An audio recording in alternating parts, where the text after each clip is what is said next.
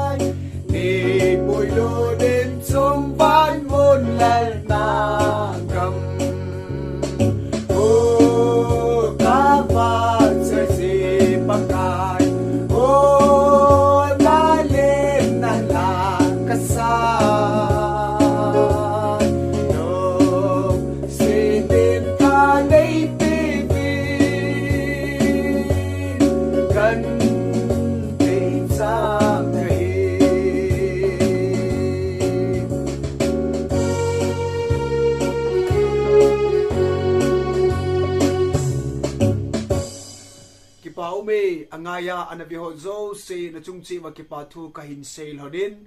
chule comment ho kasim jingin zania ila sauzong comment na deil hanum ki bol aumin yo yong chu phadum ki ventin sa do te ding hum kitup nan te ananga hat uhite ti zong kahin ti movin chule ta sadam se lai chi ka youtube channel ra ikimuto kit ka lai 7 na bon chavin suntin chibai zantin mangpha